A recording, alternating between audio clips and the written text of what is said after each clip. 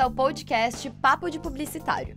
Eu sou a Giovana Matti e venho trazer sua dose semanal de boas referências, debates inspiradores e insights criativos sobre o mundo da publicidade. Prepare-se, porque o episódio de hoje promete te deixar refletindo sobre o posicionamento das marcas por aí. Você já ouviu falar de pinkwashing?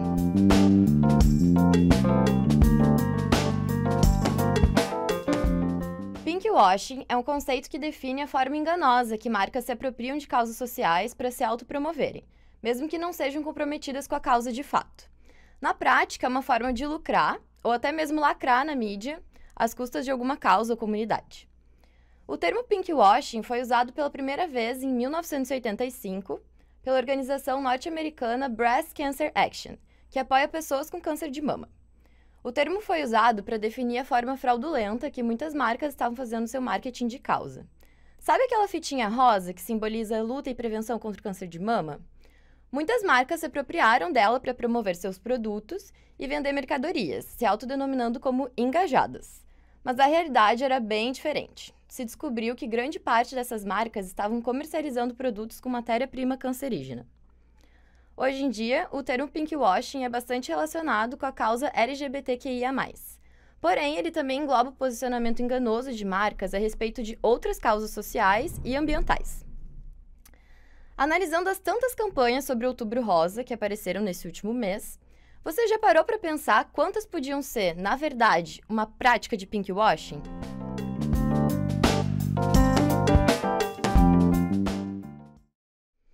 Para te ajudar a responder essa pergunta e debater sobre o tema de hoje, nosso convidado especial é o Guilherme Bloss, que trabalha como analista de marketing há mais de 9 anos. E aí, Gui, obrigada por ter topado participar do episódio. Te apresento e fala um pouquinho sobre a tua relação com a publicidade. Oi, Gil. Oi, gente. Boa noite. Eu gostei do convite porque eu gosto de falar sobre esse assunto, sobre vários assuntos, porque como analista de marketing por muitos anos e também analista de planejamento e branding, faz parte do meu dia a dia sempre estar antenado, ligado, monitorando, mesmo que de maneira macro, tudo que vem acontecendo ligado à comunicação, mas principalmente sobre consumo e comportamento humano, assim como um todo. Então, esse assunto também me interessa muito, eu já venho observando esse movimento há muito tempo e sempre é bom conversar, dividir um pouco do que a gente já sabe. Perfeito. Então, entrando na nossa pauta de hoje, pinkwashing. Gui, por que tu acha que as marcas escolhem justamente essas causas mais sensíveis como forma de autopromoção? Boa pergunta. Nas minhas pesquisas, não muito profundas, ou pesquisas onde eu fiz criei como alguma tese de doutorado, mestrado, não. Essas pesquisas que eu digo são analisando comportamento nas redes sociais, comportamento presencial, comportamento em várias mídias digitais e off. Então, juntando tudo isso, e eu gosto muito de ler sobre comportamento. E esse movimento de pinkwashing, ele também combina muito, nos lembra muito o movimento de greenwashing. Ou seja, como tu já havia comentado, Gil, essa proposta de somente focar em venda, em promoção, mas e a causa verdadeira, né? O que tem por trás de verdade.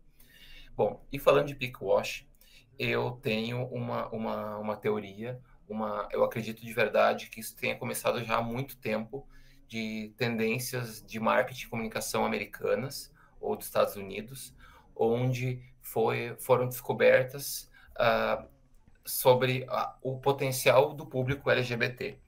Mas eu tenho observado que esse movimento de trazer o diferente, trazer o colorido, trazer a trans, a lésbica, o gay para a comunicação e o marketing sempre é válido, né? Aquela velha história, falem bem ou falem mal, mas falem de mim. Uhum. Então é muito bom pelo sentido de trazer a discussão para lembrar, olha, existe gente diferente de você. O teu coleguinha, ele pode ser diferente visualmente falando, ele pode ser visualmente, intelectualmente falando, né? Então é muito importante por isso, sempre.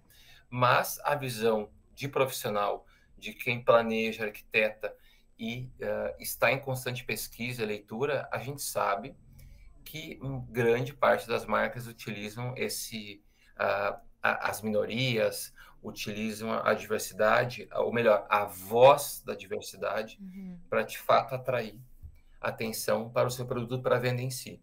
Só que quando a gente vai ver, não existe uma preocupação real, de fato, tanto da, sei lá, da alta hierarquia, da alta direção das marcas, das empresas, quanto também diretamente dos próprios colegas, onde, para mim, toca muito no sentido do respeito.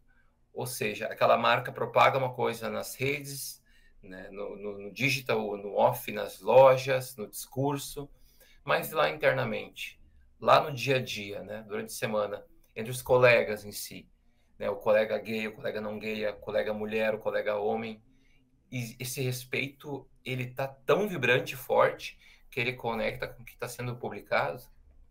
A gente sabe grande parte que não, né? Então, baseado nessa visão, de fato, eu acredito que é muito delicado a gente dar uma opinião direta sobre se está certo ou não, mas observando o processo, como eu comentei antes, que é uma ideia que foi importada de marcas, né, dos Estados Unidos, por exemplo, Europa, enfim, mas vamos ficar só com esse país, que descobriram que muitos gays, até pela própria trajetória, na questão de ter família, ter filhos, ter para quem deixar seu dinheiro, né, tem um poder aquisitivo bom. E para onde estava indo esse dinheiro? Essa compra, aquisição de produtos, serviços, valores, né? Então, eu acredito de verdade que nada mais é, aliás, a nossa realidade hoje nada mais é que marcas tentando chegar nesse público, principalmente pelo motivo de lucro. E o fato é que esses produtos destinados a esse tipo de causa, eles realmente geram uma receita muito grande, né? Eu trouxe um dado aqui de que sobre o pink money, que é o termo que a gente usa, né, para designar o dinheiro que rola com produtos especificamente para a comunidade LGBTQIA+. E o dado que eu achei é que tem uma estimativa de que só que no Brasil é movimentado cerca de 150 bilhões de reais por ano em pink money. Então, realmente é um mercado que dá movimentação e é por isso que as marcas estão indo atrás, né? Então, tem um motivo. Mas, assim, do ponto de vista do consumidor, Gui, como tu acha que a gente pode perceber quando uma marca, ela tá só se aproveitando da causa e praticando pinkwashing? Bom, no primeiro momento, eu diria para uma grande parte da população, como tu comentou, mais do profissional, ou da população como um todo? Da população como um todo, assim, como consumidor mesmo. Como eu posso enxergar na marca que ela tá sendo verdadeira ou que, na verdade, ela só tá tentando se aproveitar de uma causa para chegar até mim, por exemplo? Como eu posso ir atrás desses dados, sabe? Sim. Eu diria que um importante ponto, bem básico, vai parecer até básico demais, é visitar as redes sociais da empresa e gastar alguns minutinhos voltando a timeline, o feed dela, e vendo a maneira como ela vem se comportando. Primeiramente, pelo layout, pela estrutura, pelo discurso que fica claro num feed, que a gente consegue acessar e ver ali. Não somente ver se, onde tem posts com arco-íris, aonde tem posts com rosa, aonde... Não, isso também. Mas, principalmente, o quanto ela vem abordando várias outras questões e de que maneira essa questão é abordada. Por exemplo, se ela está falando de Semana do Meio Ambiente só naquele momento, se logo, ou no mesmo post, ou no mesmo conteúdo, ela vem atrelando produtos e serviços justamente naquilo, né? São pontos que a gente pode observar e ter uma noção de como é a história dessa empresa para com, não só como diverso, mas para com o seu propósito como dentro de uma sociedade. O que mais ela entrega? Se de fato aqueles quadrinhos lá de visão, missão e valores, ou geralmente quando passam por rebrands, isso é levantado ou mostrado para a gente um propósito novo. De fato, esse propósito ele está alinhado com com o que está acontecendo de verdade na rua, na divulgação, ou somente é mais um tipo de informação também que, no fim, vai contribuir para a venda de um relacionamento, para a venda de um serviço, por venda da share de marca somente. Então, é um bom ponto esse de observar as redes sociais, observar como ela também se conversa com o consumidor nessas mesmas redes sociais. Então, esse é um primeiro ponto que tu pode observar bem assim,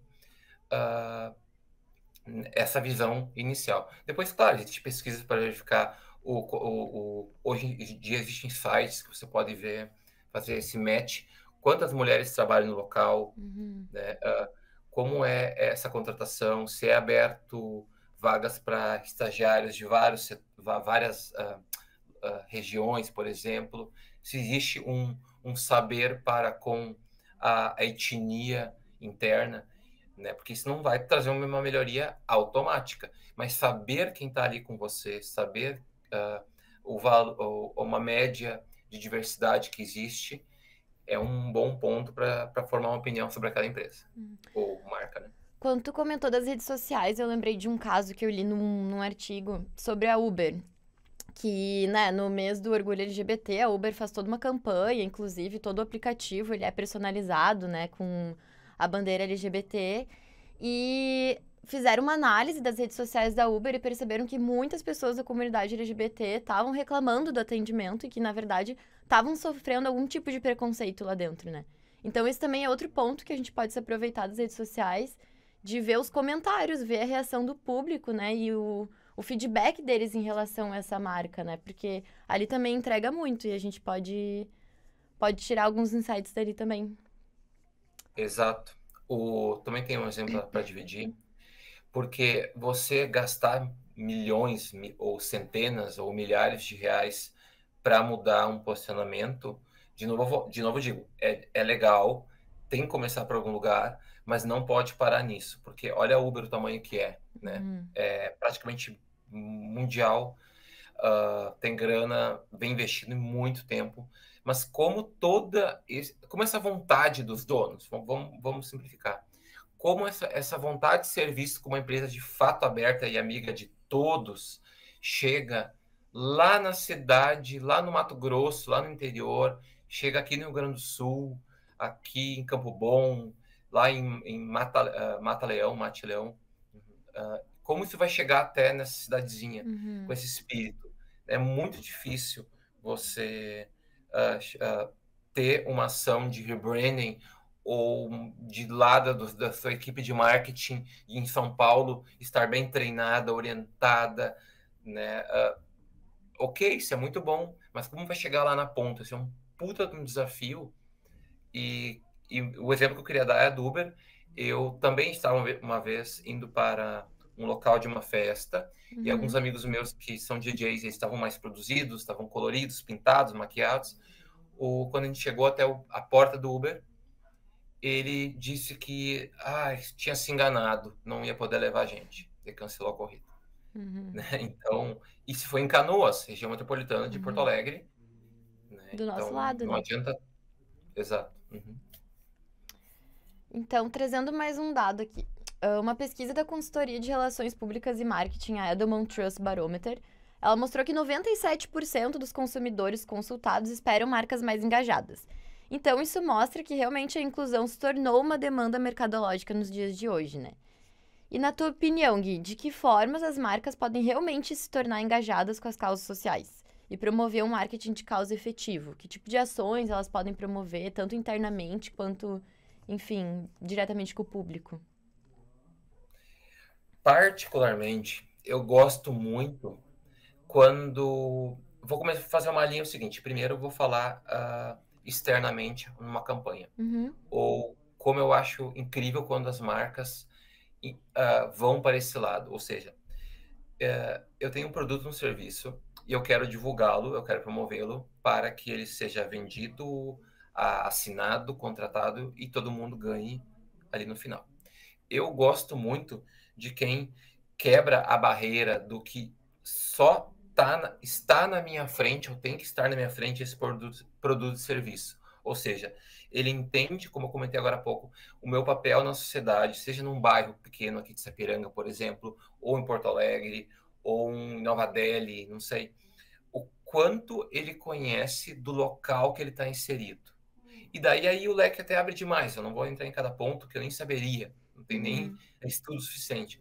Mas, por exemplo, quem você está contratando ali, falando de diversidade diretamente, e daí dando um salto lá para a comunicação novamente, para que abordar somente a questão de venda?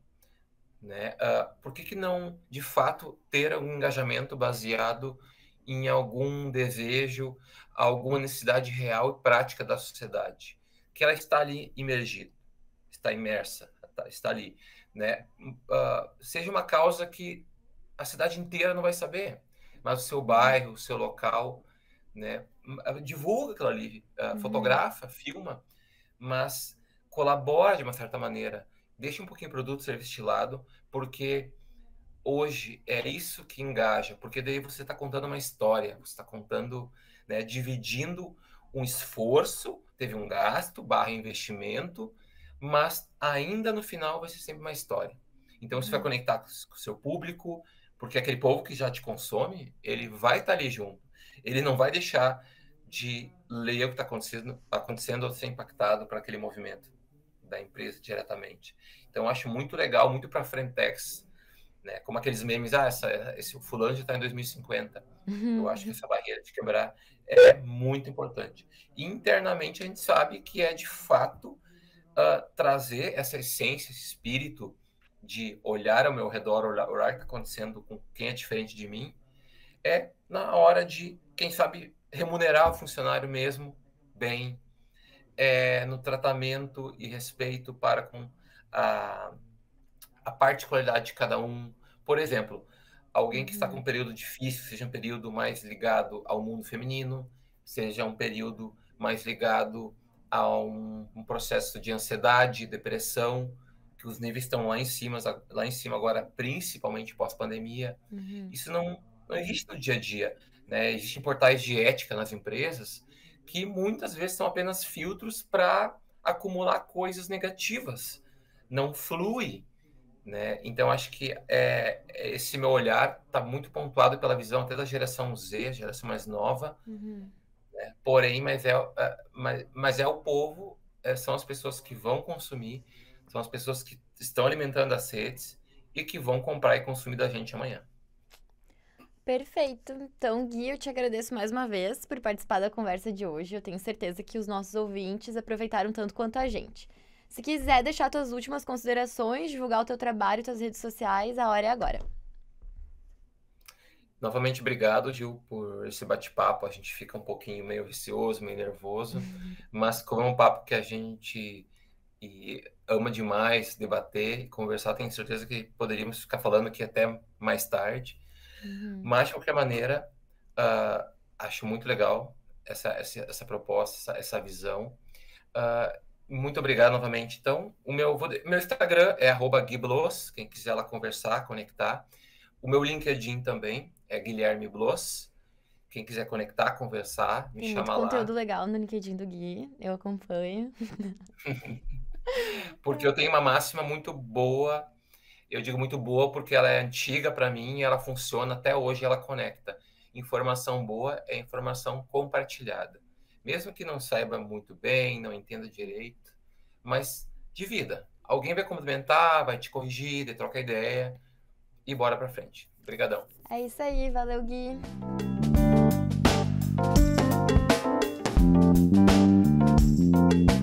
Pessoal, o episódio de hoje está chegando ao fim. Eu agradeço a presença de cada um de vocês, espero que vocês estejam com a cabeça fervilhando de ideias e insights publicitários, assim como eu. Fiquem ligados que semana que vem tem mais. Até a próxima!